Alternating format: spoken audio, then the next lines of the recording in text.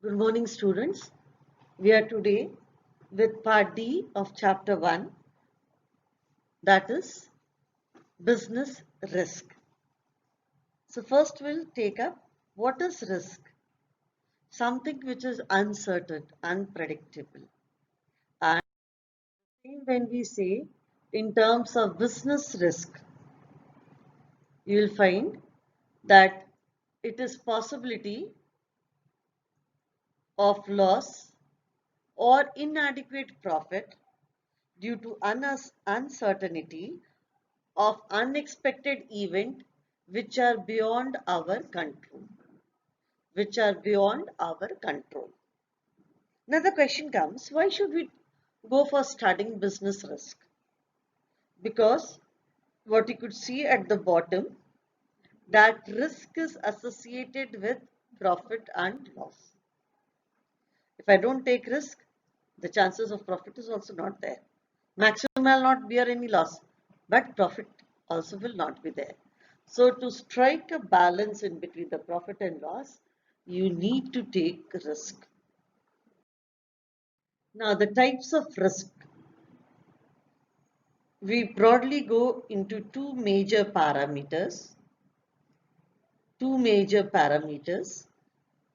First, on the basis of its basic inheritance, that is speculative and pure risk. Speculative risk is where there is both possibility of loss as well as profit. Now this type of risk is not insured. This type of risk cannot be insured. Change in demand. Economic activity, if we say. You could not predict properly, there has been change in demand. Next is pure risk, where insurance is done. Either there is loss or no loss, but there is no chance of profit. Example, fire. If there is a fire in the godown, there has to be some loss. And if there is no fire, no loss, but there won't be any profit. So that is pure risk. Then on the basis of its insurance, we have insurable risk, non-insurable risk. Where the possibility of risk can be assessed by a company for compensation, it is insurable risk. And non-insurable is where possibility of risk cannot be assessed by the company. For example, the change in the government policy. Coming to pure risk with more amplification, because in business we will be dealing more with pure risk. Threat of loss with no opportunity for gain. And we have given the examples of it. If there is a theft, you will lose. No theft, no loss. Accidents. If you forego an accident, you might face some loss. No accident, no loss. This is our main concern, pure risk. Now, next is what is the nature of business risk? We'll start from the top and we'll move clockwise. First, it is a part of business. It is inevitable. No business can ever say that it is operating without taking risk. It has to be there. Then, the nature of risk and the quantum of risk depends upon the size of business, on what scale you are operating. That would decide the level of risk. Then, it is directly associated with profit. No risk, no gain. So profit has to be there. Then, it is there with the competitive edge in the market. The one who takes would compete.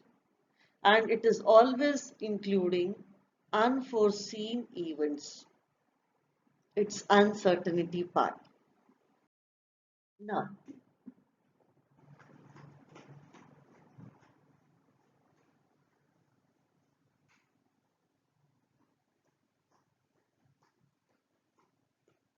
I'm sorry for the interruption in between.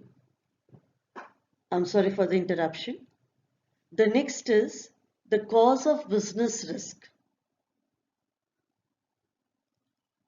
What are various causes? Now, generally, as per your 11th syllabus, they have classified in four only. In four only. And the last one they have taken as others, where they have clubbed everything. Will not go for that. Whatever is relevant and it is coming as a part of your syllabus in the form of case studies, will take all. First is natural cause, second human factor, third economic, fourth technological, fifth political, sixth managerial. Now we'll be taking one by one all of economic risk. It is a likelihood of financial loss and may result from changes in the overall business competition. For example, if a competitor is offering you more feature at the same price, would you not like to change? So your economic risk could be further classified as personal risk, property risk, liability risk.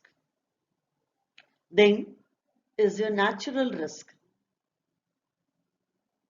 We are taking two in each slide. Natural risk due to natural disasters, floods, earthquake, tornadoes, hurricanes, fire, lightning, droughts, unexpected change in the normal weather. Then, next, technological risk, fast changing technology. You have not even absorbed the basic cost of the product and the new technology is there. The older one is obsolete. You have to replace to survive in the competitive market. It's a technological risk, especially in IT sector. Then human risk. Risk of harm caused by human mistakes, dishonesty, or other factors attributed to people. Your customers' dishonesty. Then employees' risk. They might run away. Fidelity insurance is done because of this. Your employee who's handling cash, one day if he runs away with cash, then whatever estimated amount that is there, average which you have given for insurance will be reimbursed.